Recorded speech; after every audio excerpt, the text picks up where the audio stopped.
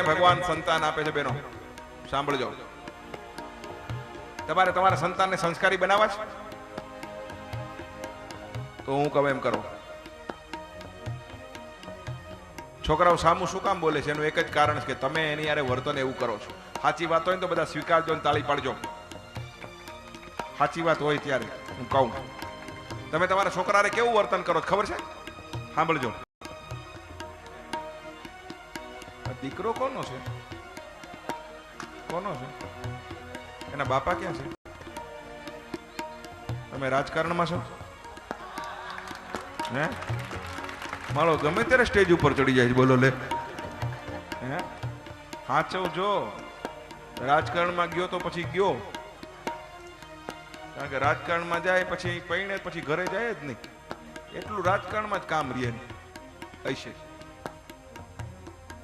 કેમ તમારી પાસે રહે છે મમ્મી પાસે નથી જતો?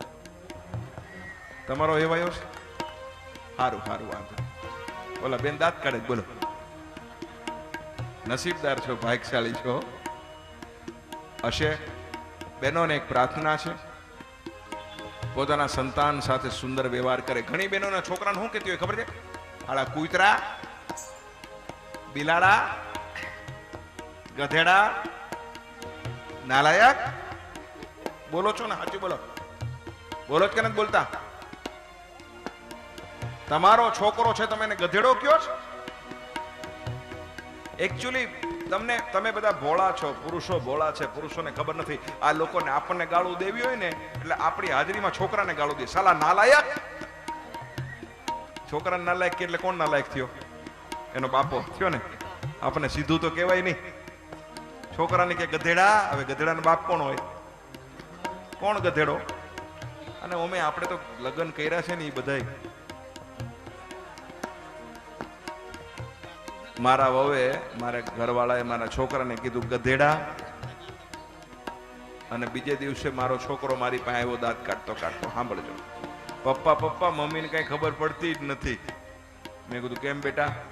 પપ્પા પપ્પા મમ્મી મને ગધેડો ગધેડો કરે છે. પપ્પા આજે હું સ્કૂલે ગયો ને મેં સાહેબને કીધું કે સાહેબ હું ગધેડો છું.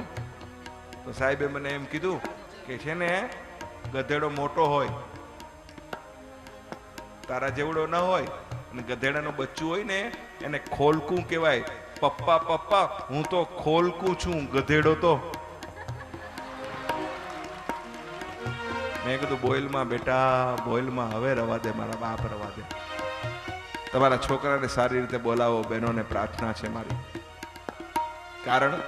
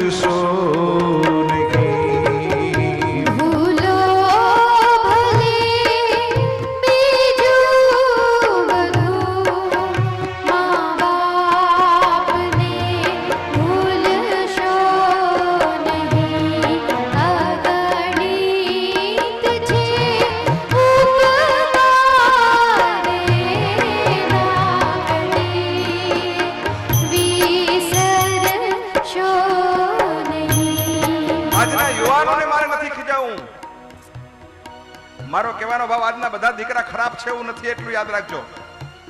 આજની બધી દીકરીઓ ખરાબ છે એવું પણ નથી. પણ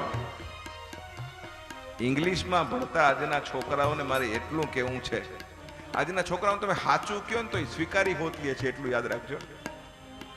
હમણાં મેં મુંબઈમાં કાલિદાસમાં પ્રોગ્રામ કર્યો. કોલેજના છોકરા છોકરીઓ હતા અને હું જેટલી વાતો કરતો હતો એટલી બધી વાતોને છોકરાઓ સ્વીકારતા હતા. અંકલ તમારી વાત સાચી છે, અંકલ તમારી વાત સાચી છે. અને એક છોકરી સ્ટેજ ઉપર પાછળ મને મળવા આવી. અંકલ મમ્મીને બહુ હેરાન કરું છું, પપ્પાને બહુ હેરાન કરું છું અંકલ, ફ્રી લાઈફ જીવું છું અંકલ. આજ તમને સાંભળ્યા પછી આ તમારી દીકરી તમને વચન આપે છે અંકલ કે એના મમ્મી પપ્પાને દુઃખ થાય એવું વર્તન જિંદગીની માલિકો આ દીકરી નહીં કરે, એવું હું તમને વચન આપું છું. તો આજનો યુવાન હૃદયથી મેલું નથી, એટલું યાદ રાખજો. આજની દીકરીઓ એને સમજાવવાની જરૂર છે. 16 થી 22 વર્ષની ઉંમરની છોકરી હોય ને એનું તો એની માવુને કહું છું ખાસ ધ્યાન રાખજો, આંખું ઉઘાડી રાખજો તમારી. કુંભકર્ણની જેમ બપોરે ઘોરત્યું નહીં. તમે હુશો ને દીકરીઓની જીવન ખરાબ થઈ જાય એટલું યાદ રાખજો. અને તમારી છોકરીને બોયફ્રેન્ડ હોય ને તો બહુ ગૌરવ લેતી નહીં માવું. અમારી ગીતાને તો 5 બોયફ્રેન્ડ છે. આ મહાભારત નથી. હા, રવા દેજો. તમારી દીકરીને બોયફ્રેન્ડ હોય તો એના બાપથી આ વાતને સંતાડતી નહીં માયું. મને એટલી પ્રાર્થના કરું છું તમને, નહીં તો પરિણામ બહુ ખરાબ આવશે એટલું યાદ રાખજો. અગ્નિ. હા, તો આજનો યુવાન ખરાબ નથી. છોકરાઓ બધા સાંભળજો. તમારા હાથમાંથી એક બોલપેન પડી જાય અને કોઈક બીજો માણસ એને આમ બોલપેન આપે યંગસ્ટરને, તો અત્યારનો યંગસ્ટર શું કે ખબર છે? અત્યારે હું આમ ચડવા ગયો તો એક છોકરાને જરાક ધક્કો લાગી ગયો, મને આમ લાગ્યું એટલે મને તરત જોઈને મને કે સોરી અંકલ, સોરી. જો કેટલો વિવેકી છે. એક જ મિનિટમાં એને ખબર પડી કે અંકલને મારાથી તકલીફ થઈ તો તરત એને સોરી કીધું. નહીતર મને બાપ